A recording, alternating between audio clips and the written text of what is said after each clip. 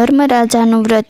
સામાન્ય રીતે આ વ્રત મકર સંક્રાંતિના દિવસથી લેવાય છે અને 6 માસ સુધી ચાલે છે। વ્રત કરનારે નાહી ધોઈને વાર્તા સાંભળી અને વાર્તા સાંભળતી વખતે ધર્મરાજા એમ બોલતું જવું। એક હતો બ્રાહ્મણ અને એક હતી બ્રાહ્મણી। એમને 2 છોકરા અને 1 છોકરી। આખું કુટુંબ ખૂબ ગરીબ હતું, પરંતુ ખૂબ નીતિવાળું હતું। તેમના આંગણે આવેલા કોઈ અતિથિ કોઈ દિવસ ભૂખે પાછો જતો નહીં। હંમેશા ઓછામાં ઓછા એક અતિથિને જમાડીને જ તેઓ જમતા, અથવા તો કોઈ પક્ષીને ચણ નાખીને જ જમતા। આવી પરિસ્થિતિ હોવાને કારણે એમના બંને દીકરાઓએ વિચાર કર્યો કે અહીં બેસી રહીશું તો આપણી પરિસ્થિતિ કોઈ દિવસ સુધરશે નહીં, માટે આપણે પરદેશ કમાવા જઈએ। આમ વિચાર કરીને બંને છોકરાઓ પરદેશ કમાવા ચાલી નીકળ્યા। બ્રાહ્મણ, બ્રાહ્મણી અને એમની વિધવા દીકરી ઘેર રહ્યા। એવામાં ચોમાસાના દિવસો આવ્યા અને વરસાદ પડવા લાગ્યો।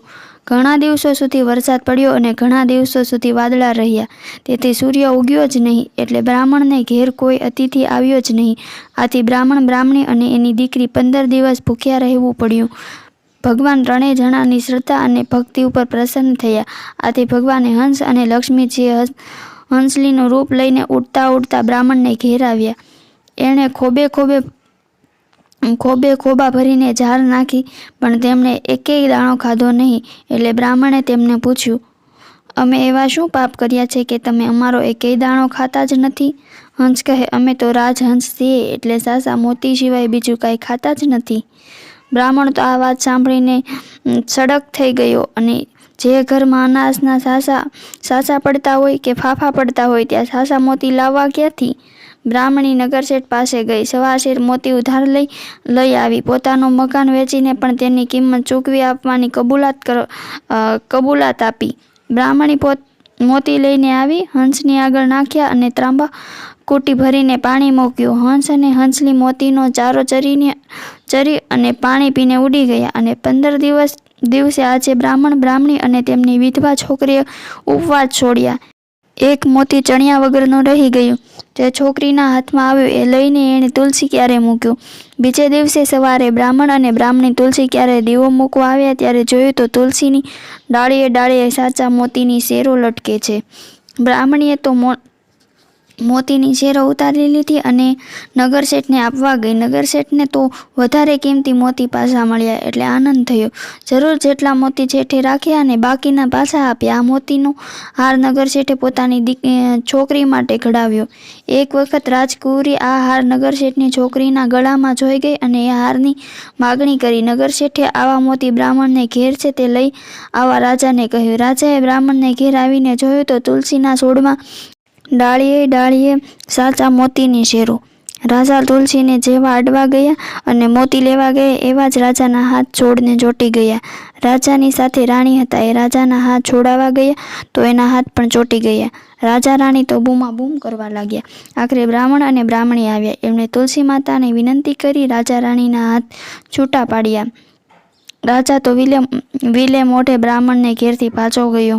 બ્રાહ્મણને ઘેર તો હવે રોજ સવાશેર સાચા મોતી ઉતરવા લાગ્યા, એટલે તેઓ તો ધનવાન થઈ ગયા। આથી એમણે બંને દીકરાઓને પરદેશથી પાછા તેડાવ્યા અને બંનેને કહ્યું, જુઓ દીકરાઓ, હવે અમારું આયુષ્ય પૂરું થઈ ગયું છે। અમે તો આજે છે અને કાલે નથી, એટલે આપણા ઘરમાં જે કંઈ છે એના 3 ભાગ પાડજો। 2 ભાગ તમે બંને ભાઈઓ લેજો અને 1 ભાગ બહેનને આપજો। અને થોડા દિવસમાં જ બ્રાહ્મણ અને બ્રાહ્મણી તો મરવા પામ્યા। રોજ સવાશેર મોતી તુલસી ક્યારે ઉગે અને રોજ 3 ભાગ પડે। એટલે એક દિવસ મોટા દીકરાની વહુએ કહ્યું, તમારી બહેન રોજ 3જે ભાગ લે છે અને એના રોટલા મારે ટીપવા પડે છે। જો 3જા ભાગ લેવો હોય તો જુદા રહે। ભાભીના આવા શબ્દો સાંભળીને બહેનને ભારે દુઃખ થયું। આથી બહેન અલગ રહેવા લાગી। બહેન પણ મા બાપની જેમ રોજ અતિથિને જમાડીને જમતી। એક દિવસ એકાએક વિધવા દીકરીને તાવ ચડ્યો અને એ તો મરવા પામી। બંને ભાઈઓએ આવીને જોયું તો બહેનનું શબ પડેલું છે। આથી બંને ભાઈઓ પોક મૂકીને રડવા લાગ્યા। બહેન તો ધાર્મિક હતી, એટલે ધર્મરાજાના દૂતો બહેનનો જીવ લઈને જતા હતા તેઓ વેતરણી તરી ગયા। આગળ ગોખરુનું વન આવ્યું। બહેને જોડાનું દાન આપેલું, એ વન પણ વટાવી ગયું। આગળ તાપના અંગારા વરસતા હતા. બહેને છત્રીનું દાન આપેલું એટલે છત્રીની મદદથી તાપ પણ વટાવી ગઈ.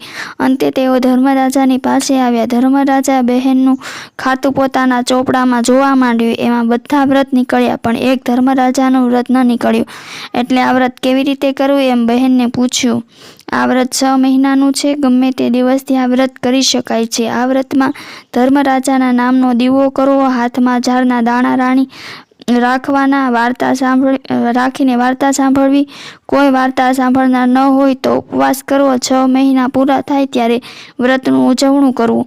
ઉજવણું કરતી વખતે વાંસનો ટોપલો, 1 સેર જુવાર, લાલ કપડાનો ટુકડો, 1 જોડી કપડાં, છત્રી, ફાનસ, જોડા, 1 સેર સાચા મોતી, હોળી, નિસરણી, સોના અને રૂપાની 2 મૂર્તિ, આ બધું સુપાત્ર વિદ્વાન જોઈને તેનું દાન કરવું. આટલું બધું આપી શકાય તેમ ન હોય તો શક્તિ પ્રમાણે બને એટલું આપવું.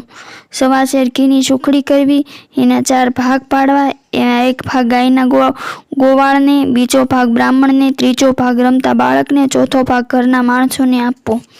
બધા મળદાને સ્મશાનમાં લઈ ગયા. ત્યાં સ્મશાનમાં તેને અગ્નિ મૂકવા માટે જતા હતા. ત્યારે લક્ષ્મીજી ડોશીનું રૂપ લઈને ત્યાં આવ્યા અને સતીનું મોં જોવાની માગણી કરી.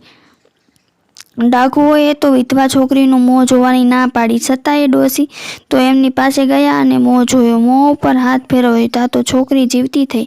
આથી એના ભાઈઓએ તો હરખનો પાર રહ્યો નહીં. પછી બહેને ઘેર આવીને ધર્મરાજાનું વ્રત કર્યું. 6 માસ પૂરા થયા એટલે બહેનને જીવ લઈને ધર્મરાજાના દૂતો જવા લાગ્યા. ત્યારે ઘરમાં એકદમ રોશની થઈ અને કુમકુમ પગલાં પડવા માંડ્યા. 2 ભાઈઓની બહેને ધર્મરાજાનું વ્રત જેવું ફળ્યું એવું સૌને ફળજો.